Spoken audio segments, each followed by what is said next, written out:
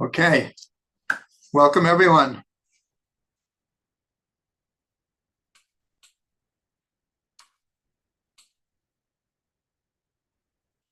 Welcome everyone to Fundamentals of Kabbalah and Hasidut. We are continuing our series on creating a life of joy.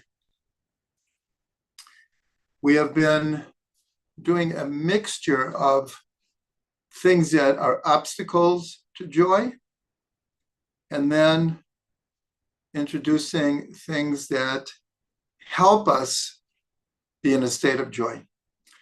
And so in our discussions, one of the ideas that have come up over and over again is that how are we to be joyous when things are not going well with us? I think this, when we get to the essence of things, this is a question and an obstacle for many people. Because when we're feeling good, when everything is going our way, on a personal level, a community level, a family level, all of Am Yisrael, the world, then it's not as much of a challenge to be grateful, to praise Hashem, to be happy with what we have, to be optimistic.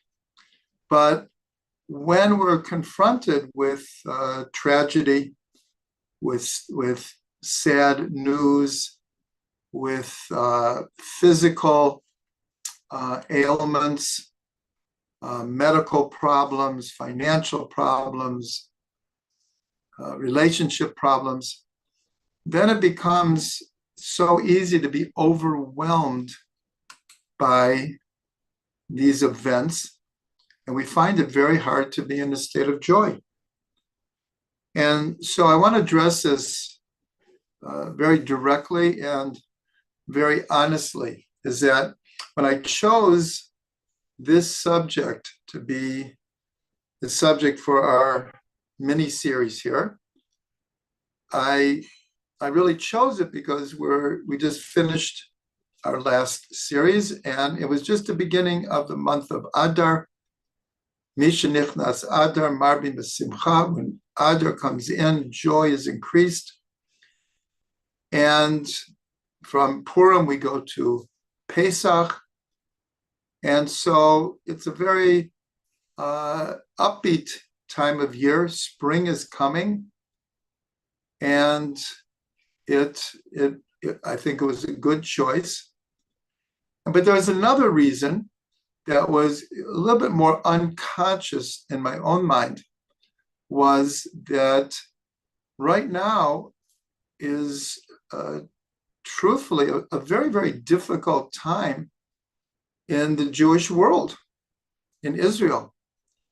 And so I myself, I really have to be really honest here, is that we're 6 months into this war, and hopefully all of you can attest that I'm always trying to be as optimistic, trying to inspire people to be strong and be connected and to support and to pray. And of course, I will continue to do that. But I have to admit that these last few weeks, the amount of call it bad news or challenges for Am Yisrael has really affected me. And so I found, here I am in the middle of teaching a class, or a series of classes about creating a life of joy. And here we are, really challenged. But that it's a good thing. And so as I mentioned, one of the sources that I'm using is Richard Prager's book, Happiness is Serious Business. And he also addresses it. And he says very honestly that the state of the world bothers him terribly. The wars and the pain and the sickness and the hatred, and like worldwide, it's hard to ignore. So the question is, how can I be happy when all of this is happening? That is probably, of everything that we're talking about, this is probably the biggest challenge, because everyone knows their, call it their suitcase. Remember the story about is like everyone thinks that everyone else has it easy and I have it so hard. And so then they say, well, okay, everyone put your suitcase of problems into the middle. And most people, when they would start looking at other people's problems, would go to pick out their own suitcase and take it back. Because we tend, that's one of the things we already talked about, is comparing ourselves with other people is a recipe for unhappiness. Because it's based on really a lot of illusions of our thinking how happy these other people are. And the truth is, we really know nothing about their lives. And so I see that choosing this subject was not just because Adar is a time of joy. It still is the month of Adar and Pesach coming, but anyone with a feeling heart and a sensitive disposition knows that this is very, very difficult times. Very difficult times. And the more that we're connected to all of Am Yisrael, the more we feel it. So the advice or the strategy is, and I think I mentioned this at many times, too many times, on a Friday, there was some terrible terrorist attack or something, and everyone's hearing about it like an hour or two before Shabbos. And then you go into shul and it's, time for Karl Bach davening, right? And it's like, on one hand, how can we be happy? On the other hand, how can we not be happy? And the idea is that to deal with the problems in the world, to deal with the pain in the world, if we're not on a certain level in a state of joy, we have no strength to do it. We get overwhelmed by call it the bad news, and we have no strength to reach out to other people. We have no strength to pull ourselves up by the bootstraps. And so the two things we can say is, being in a state of joy on a personal level shouldn't and can't be a contradiction to being sensitive to the pain around the world. We've made that point many times with the idea that one part of my heart is laughing and one part of my heart is crying. And so being depressed about the state of the world does no one any good. And in fact, it is giving our enemies exactly what they want. Exactly what they want. In other words, the term terrorist is because they want to spread terror, that people are afraid to go out, are afraid of their shadow, are afraid of the future, and will crumble and will basically run away. That's the basic term, terrorism. So we can't allow them to succeed. And so being joyous on a personal level in no way means that we're not distressed or disturbed on the other side of my heart. And the other idea here, or we'll call it piece of advice, is if the pain or suffering around us affects us, then try to do something about it. Try to do something about it. Doing nothing about it will certainly not help anything. So how can I can justify my own sense of gratitude, of thanks, by also, if the world needs fixing, I need to do my part to fix it. And if I don't, then I could really ask, on what basis do you have to be happy? Now, I once learned from Rabbi Pliskin an invaluable piece of advice. And when I read this, this was at a time I was running scores of programs. Here, I'm teaching online in the comfort of my house, but in those days, I was running multiple events every week in different places with staff and 100 things that had to go into making each event successful. So it leads to a bit of, we'll call it worry. So during this phase of my life, when it was really around the clock. You go to sleep thinking about 20 things that have to be done, like immediately, and you wake up with 400 things that you have to do immediately. So how do you deal with that and be a calm, sane person? So Rabbi Pliskin said a really just simple idea, but I started to apply it and it really worked. And he said, if you're worried about something, do something about it. In other words, if you're worried about this list that you have to get accomplished, don't just worry about it. Do at least a few of the things, and then there's less reason to worry because you don't have this long list anymore. Like I said, it sounds very simplistic, but I found it really works.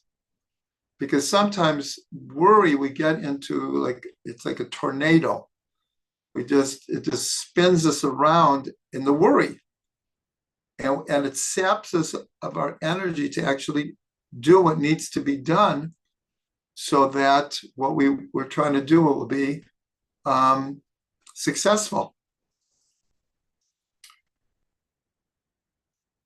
So I'm bringing this up because when we get to our discussion groups, this has been one of the topics we're talking about. And so I just wanted to make sure that one of the things we talked about were like images or comparing ourselves to others.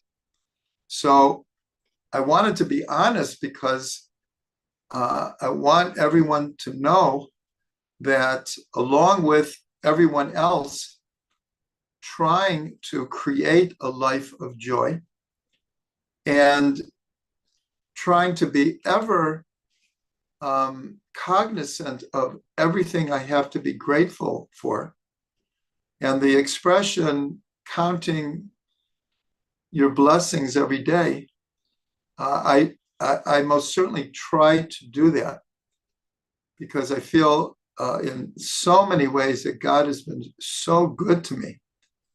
So good to me. And then we have these very distressing times that we're living in.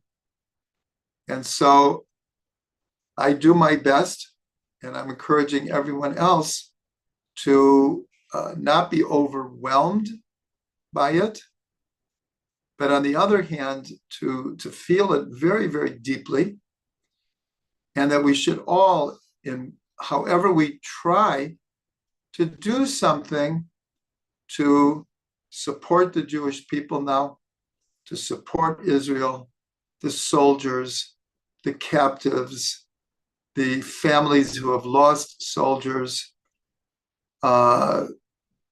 Pesach is coming. So many people need Kimcha de Pischa, need support for Pesach.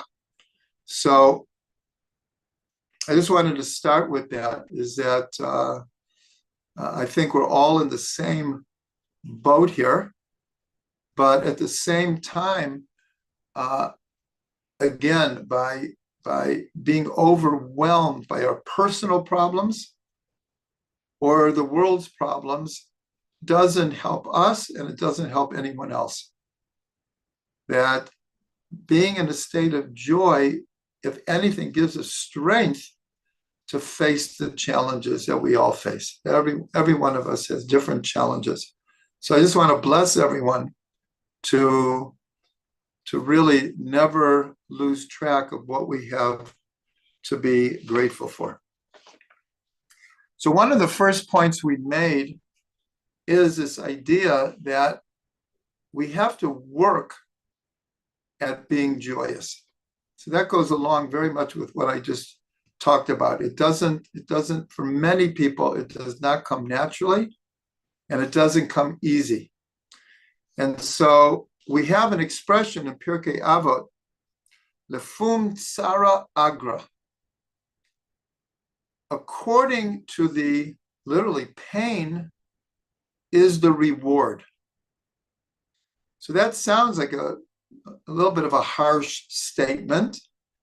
Like we would ask ourselves, like to get a reward, we have to go through pain. But here, pain, let's translate more as effort, work. Lefum agra tsara. According to the effort is the reward. So let's say we'll just pick two examples.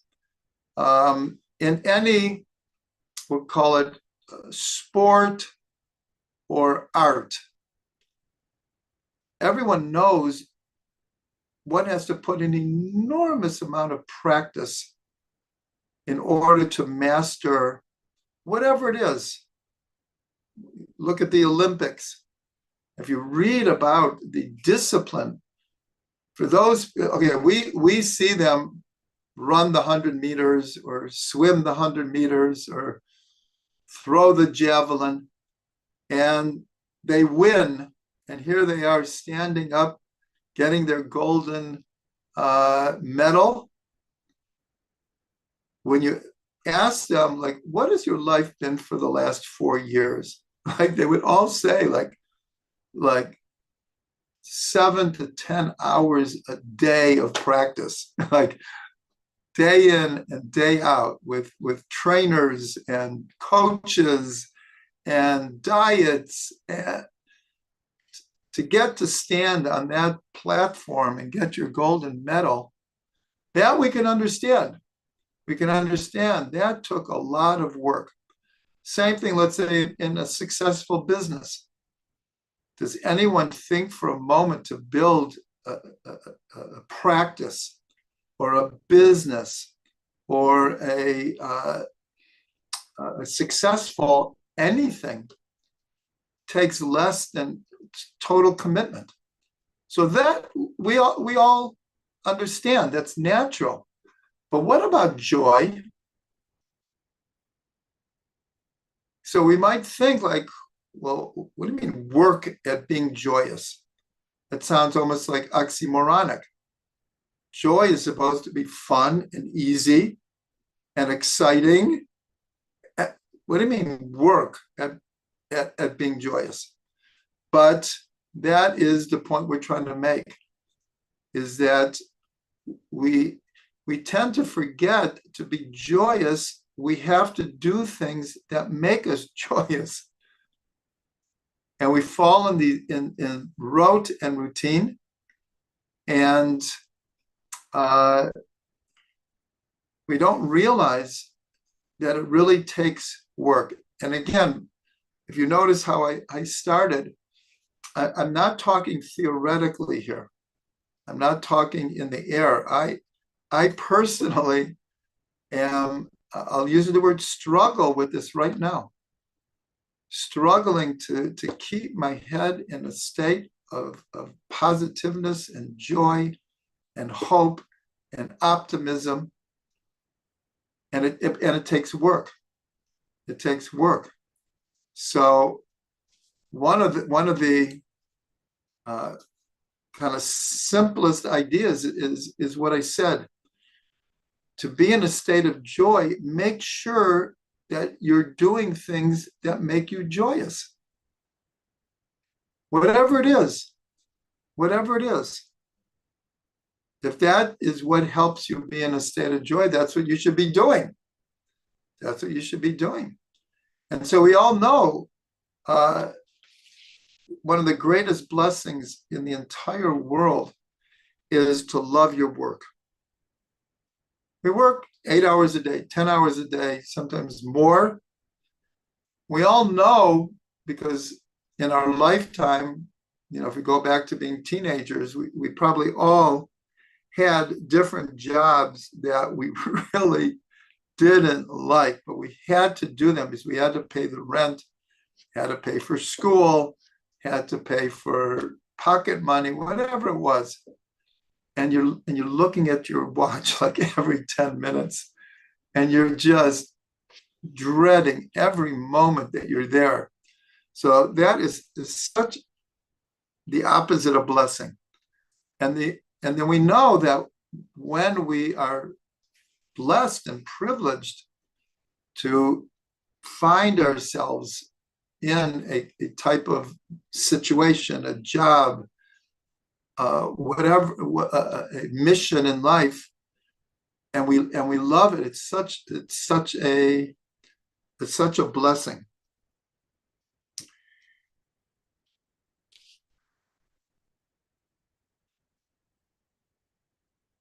So of course the opposite is if our life is surrounded by things that make us unhappy.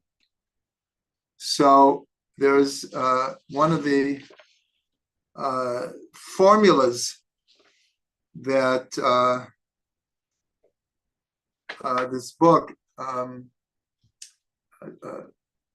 Happiness is Serious Business, about this is about finding those things that make us joyous, and the opposite being critical about everything. In other words,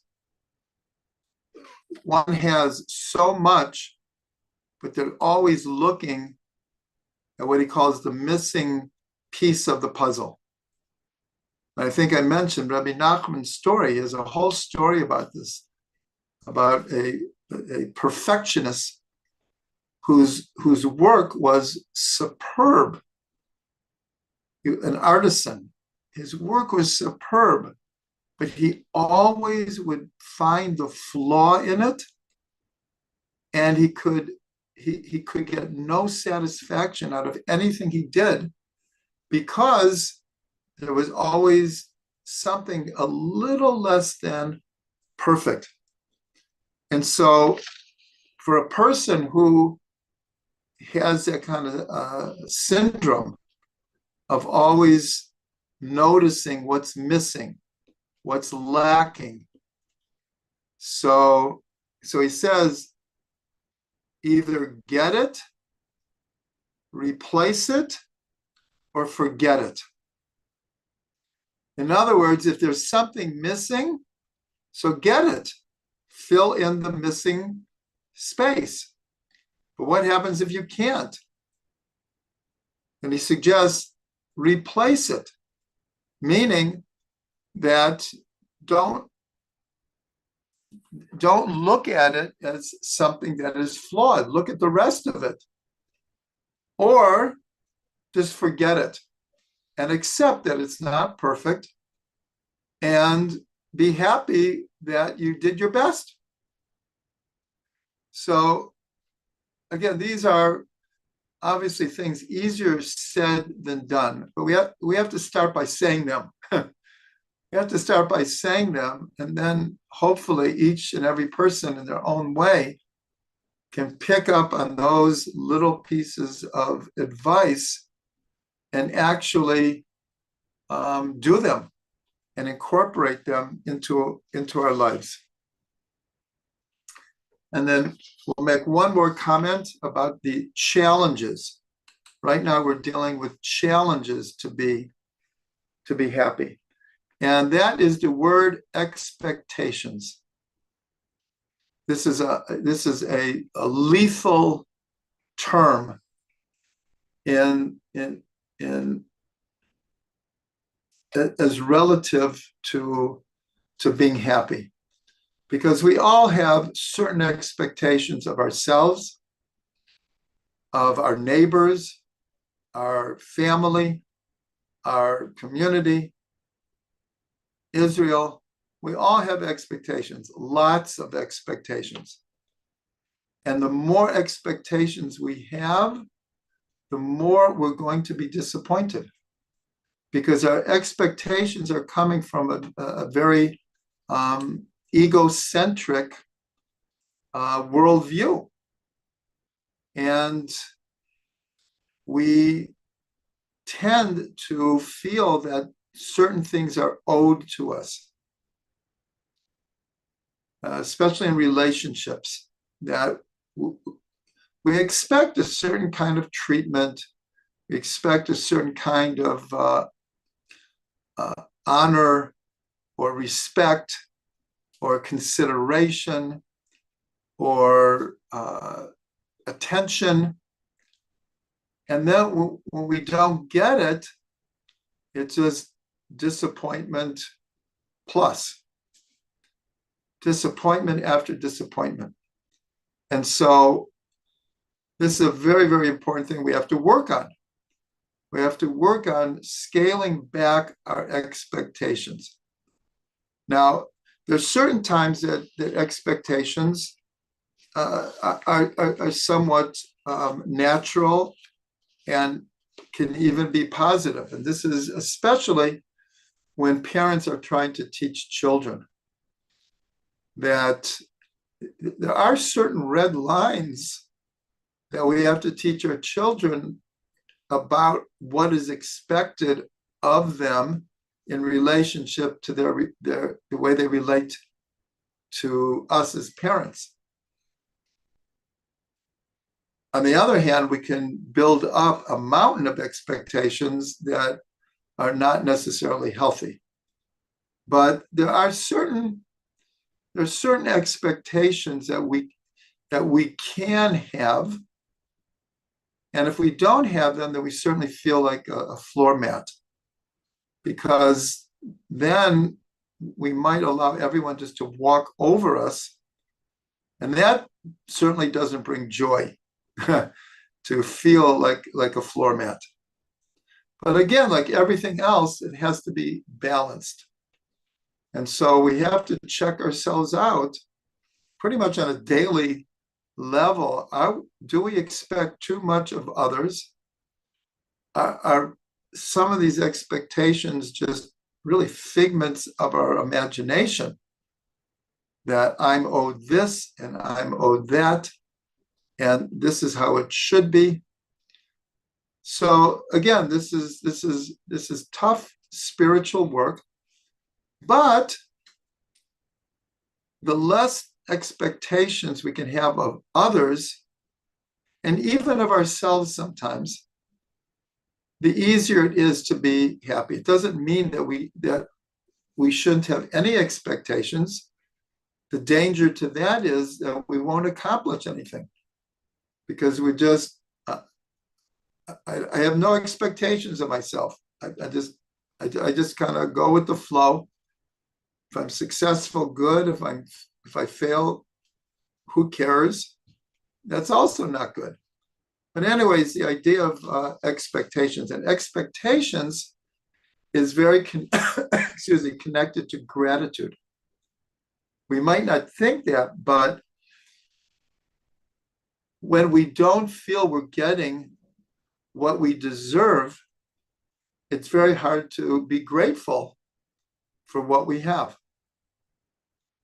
And so the less expectations we have, the easier it is to be grateful for what we do have.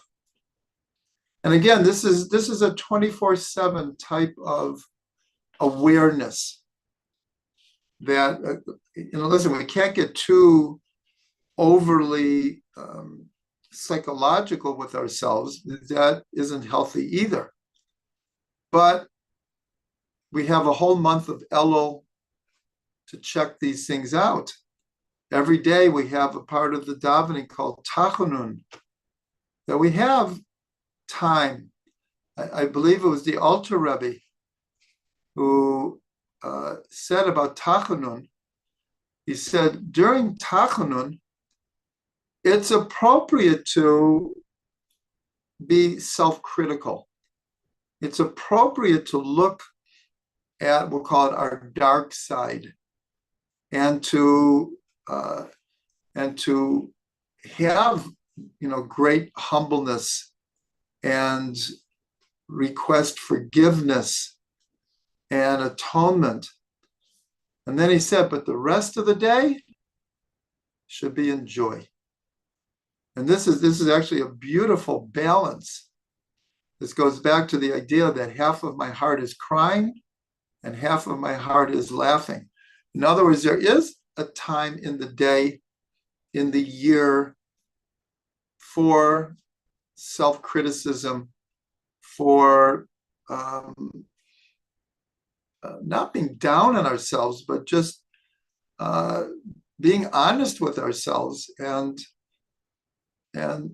dealing with our own lackings.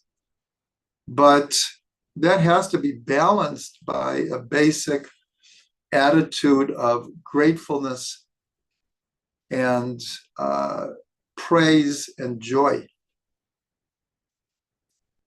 Okay, so now what I'd like to do is the other book that I said I am using to prepare is from Rav Ginsburg, called Joyous All Year Round.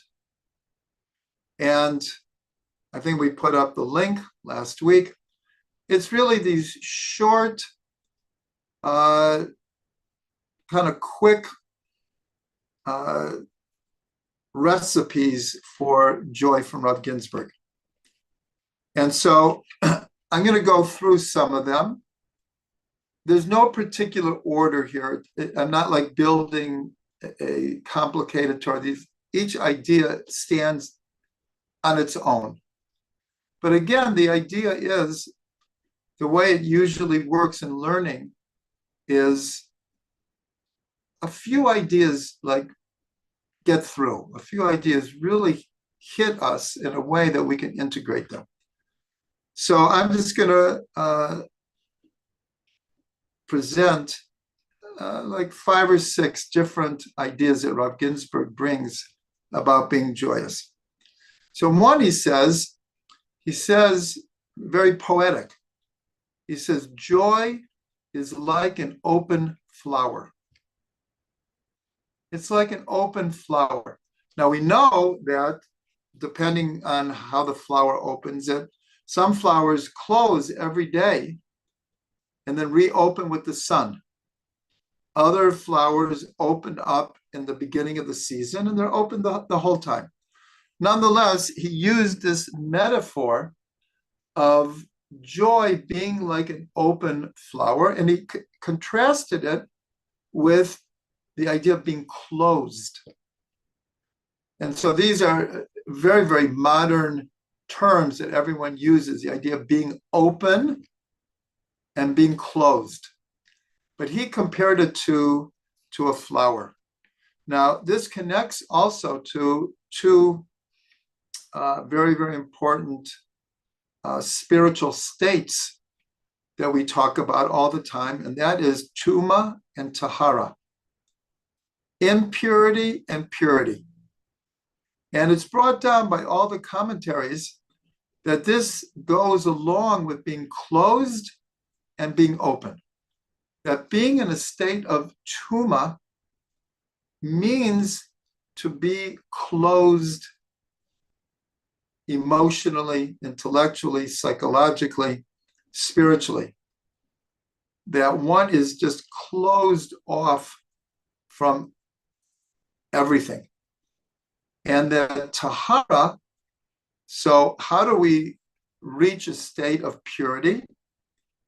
So at least halakhically, it's through water, the waters of a mikvah. If someone is tameh in the time of the temple, is impure, and again, this doesn't mean unclean. Impure and pure are spiritual terms. They're not physical, clean and dirty terms. So being in a state of tahara is called being open and flowing. And it's connected to the water of cleansing. So I just thought that was a very, very beautiful image, because we all love flowers. And especially if you have, let's say, flowers around your house, or you go walking, and it's especially at this time of year, when you notice everything is starting to open up, all the buds are opening up. I think I shared a while ago that last year we were in the United States for Pesach. And Pesach was early last year. It was in March. And so when we got to Philadelphia, there were no leaves on the trees. I mean, other than obviously trees that have leaves all year long. But 90% of all the neighborhoods we went to and all the parks, all the trees were bare. And every day we started noticing the buds opening up. By the time we left, we were in the States for about a month, everything had opened up. And I realized that it had been, I think it was something like 18 years since we had been in the States in the spring, because we would always go in the fall. And I miss it. In Israel, the vast majority of trees are pine and fir, or olive, or carob, or trees that have their leaves the whole year. Not every tree, but the vast majority. So you don't have that experience of all of nature opening up. And it was absolutely exhilarating. And especially like comparing, we'd walk down the same street and a week later, everything's open and you feel it. So this is what Rav Ginsburg was saying, very simple metaphor, but being joyous is like being an open flower. It's a very nice image to keep.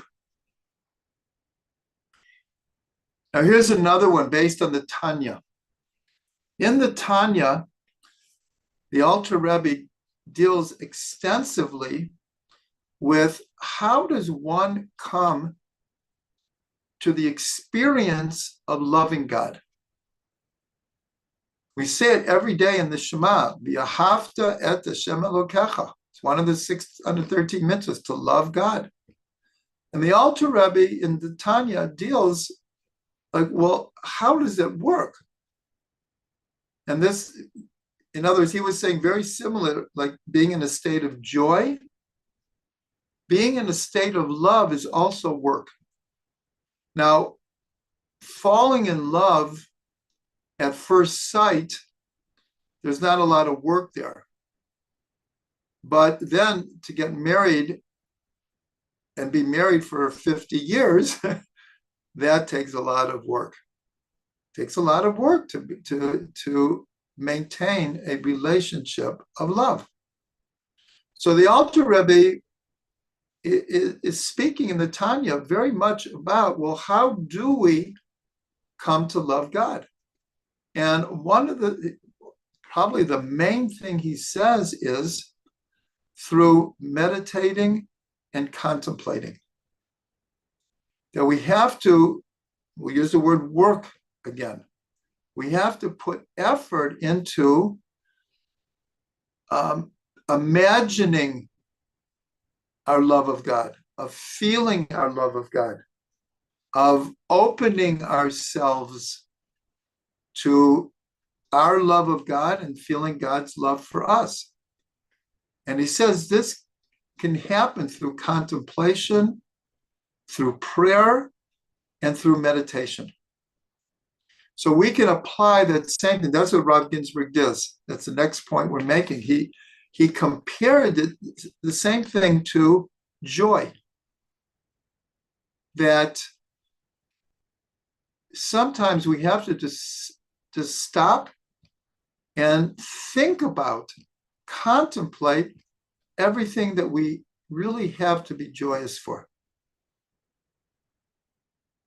And so we use the word meditate, contemplate, and pray. But they're all kind of faces of the same energy. And so through, and also visualization, visualizing our feeling in a state of loving God. Because I might not feel it right now. So how do we get to feel it?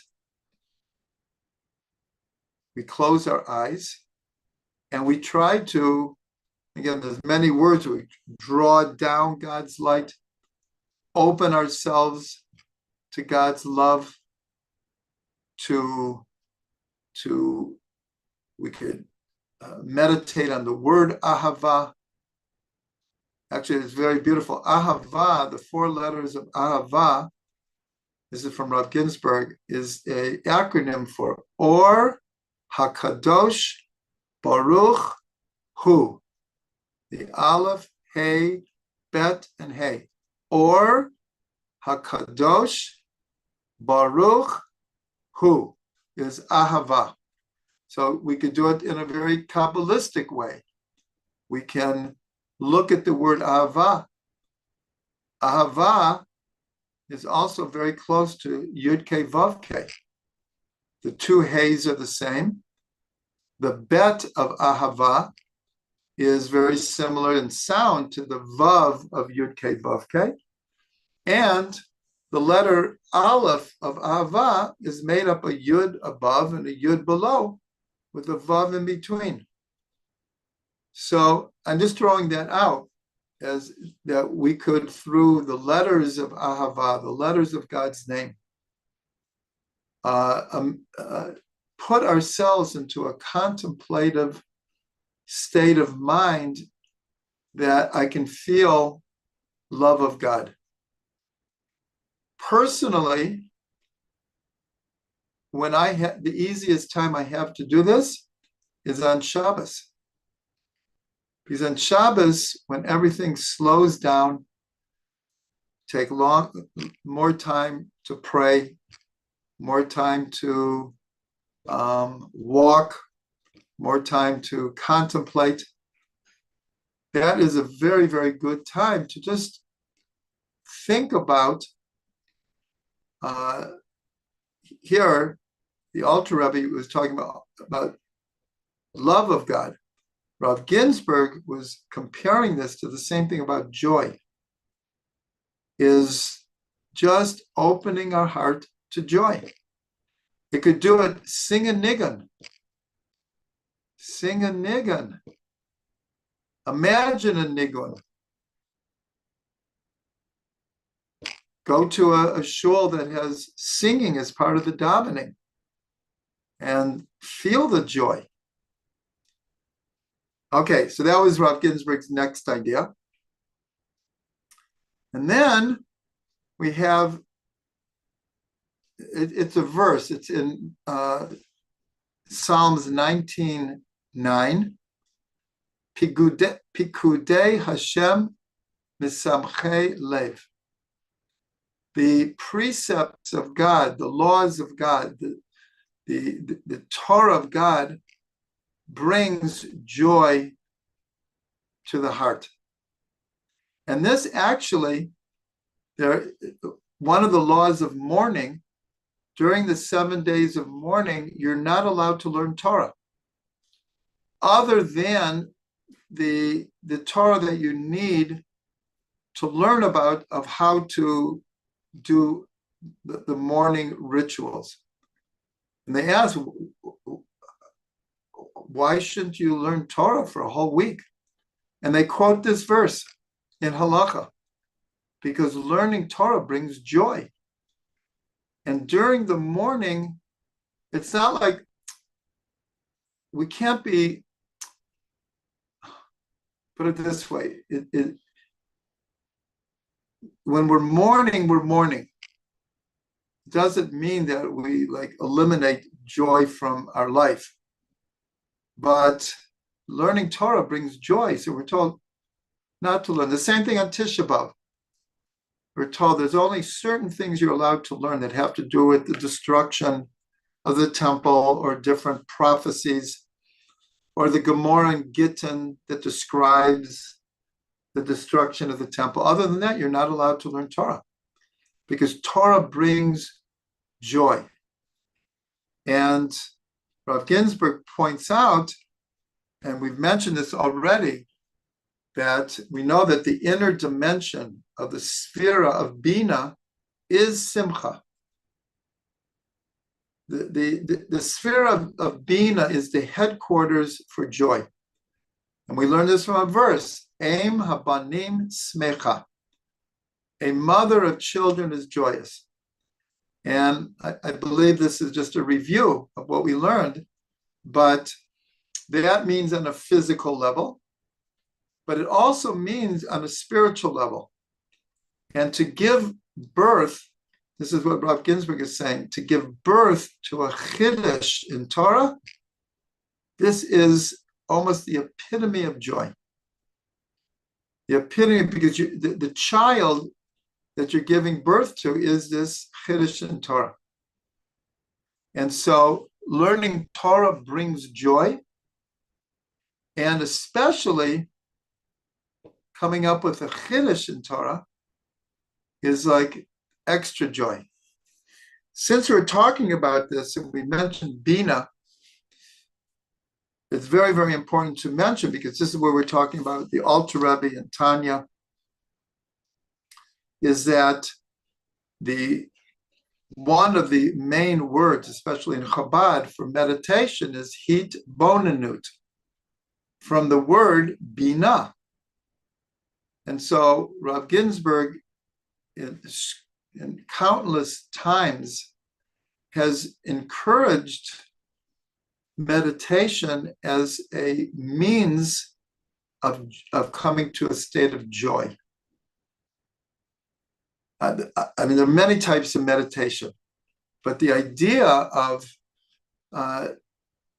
hit bonanut comes from the word bina, but it all comes from the word boneh, to build. And so Rav Ginsburg always puts these together, is that the purpose of Jewish meditation is to build new understanding. Bina means understanding. New understanding is, in a sense, coming to a chiddush. And so here we can put it all together.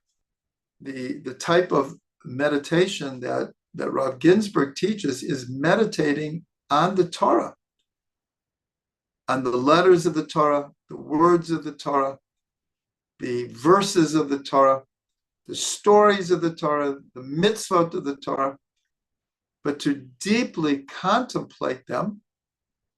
And that brings tremendous joy when all of a sudden we understand something more about a mitzvah. We understand something more about a verse that we love this verse and we learn something new about it, or we come up with something new about this verse. So all of these things bring great joy.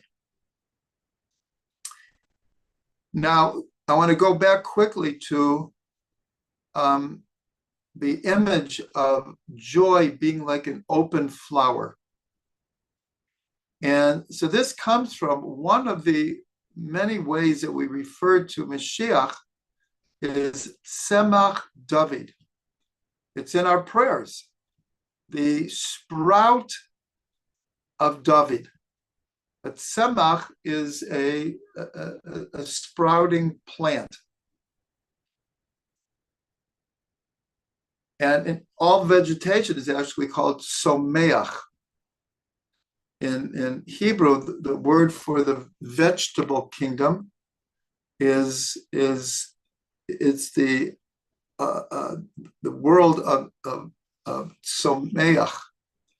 So Rav Ginsburg points out that semach is very close to sameach, and the tzadi and the shin, they're very close to each other in their sound. Semach, sameach. And so he connects this with the idea of nature and what a joy it is to be in nature. This is, I think, something everyone understands. It brings so much joy sometimes to just get out of the house, and even if it's just walking around the block and looking at people's lawns and trees and flowers, let alone, of course, going to a park, going to a national park, getting out to whatever, the desert, to a mountain, to a river, to a waterfall, a meadow, whatever it is, nature opens us up. And it opens us up to feel joy. Rabbi Nachman, of course, talks about this extensively. And the Baal Shem Tov paved the way. From the time he was 5 years old, he would be going out for long periods of time in nature and communing with God. And so much of his joy came from those experiences. David HaMelech was at all the avot and all the imahot, they were shepherds, and they were out in nature all the time. And so Rav Ginsburg points out that joy and flowering and growing and sprouting are all connected. And we'll end with one more idea, and that is that we've mentioned this many times. I think everyone knows this, that if you permute the letters of Mashiach, it's Yismach. Yismach, he will be happy. But if you take the same letters and you just change the vowels, is Yisamach.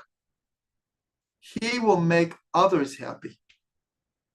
And so this is this one of the secrets of Mashiach, that, and going back to the beginning of the class, we shouldn't think that Mashiach will not have challenges.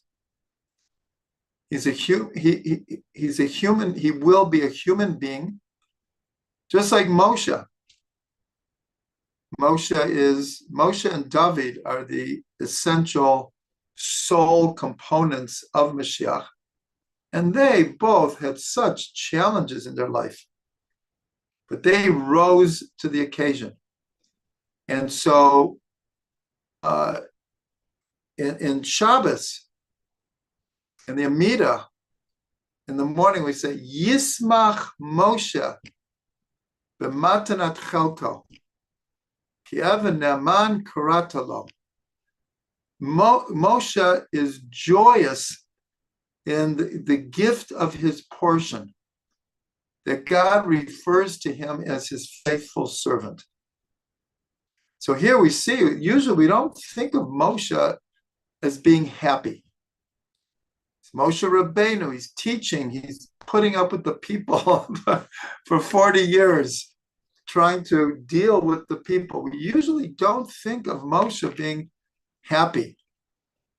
But here in the prayers, it's Yismach Moshe. If he didn't have that happiness, remember we learned that our sages tell us that a person cannot be in a state of prophecy without joy. So we kind of forget this about Moshe, that he had a tremendous joy of his connection with God. God spoke to him, peh el peh, panim el panim, mouth to mouth, face to face. And so for Moshe, that's what we say in the prayers, Yismach Moshe b'matanat chelka. So here we see Mashiach will be joyous. Doesn't mean he won't have challenges and obstacles. But then it's Yisamach. He will make others happy. That is what he'll bring to the world. He'll bring this kind of joy to the world. The joy of being close to God, the joy of God's light, the joy of learning and understanding Torah, the joy of being in a world that will no longer have war and jealousy and competition. This is the joy that he will bring to the whole world. So this is a very, very good place to stop tonight. We should merit this. I want to tie it back to the beginning and try to encourage everyone. You know, Reb Shlomo used to always say, I bless you and bless me back. So I'm blessing everyone and bless me back that we can hold on to all those things that we should be grateful for, that we should hold on to the joy that we could get from learning Torah. We should hold on to being joyous so we have enough strength to face the challenges that we are facing right now. And we should all merit to see the joy on Mashiach's face and the joy that he will spread to all of us.